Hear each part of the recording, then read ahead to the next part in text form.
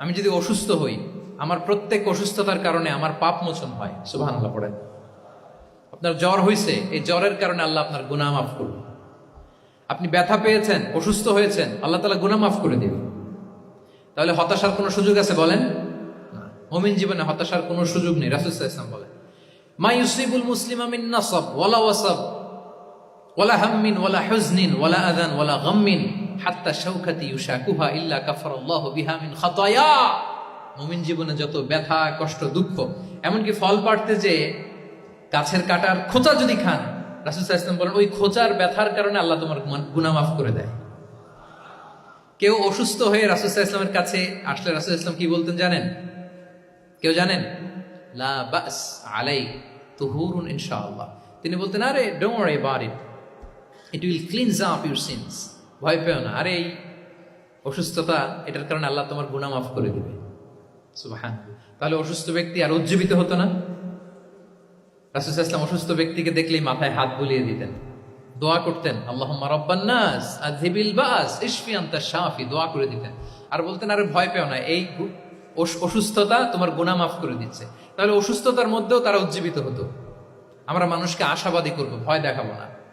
অসুস্থ মানুষকে ভিজিট করতে গেলে আপনারা কি করেন? ভয় দেখান নাকি? না, আশাবাদী করবেন। বলবেন যে আরে কি অসুস্থতা, আপনার দেখে দেখে অনেক সুস্থ লাগতেছে, বলতে পারবেন না? কিন্তু আমরা কি করি? কেউ অসুস্থ হইলে ওই অসুস্থতায় সবচেয়ে কষ্ট পেয়ে যে মারা গেছে তার হিস্ট্রি বলা শুরু করি। এরকম করে না অনেকে?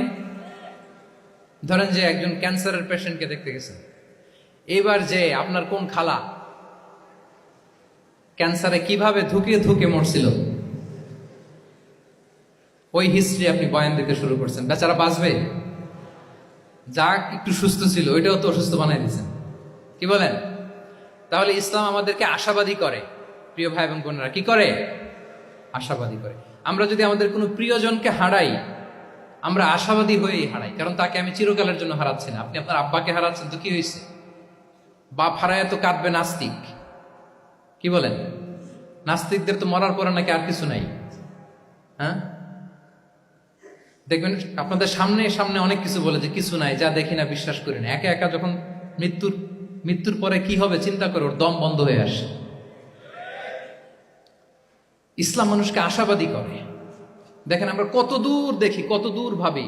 আমার দাদা মারা গেছে, এটা আমার কোনো টেনশনেরই কারণ না, কারণ আমি সবসময় ভাবি আমার দাদাকে আমি ওপারে যেয়ে পাবো, আমার আব্বাকে আমি হারিয়েছি তো ওপারে পাবো, আমার বন্ধুকে আমি হারিয়েছি, কাছের বন্ধুটা যে আমার জন্য খুব ইন্সপিরেশন ছিল,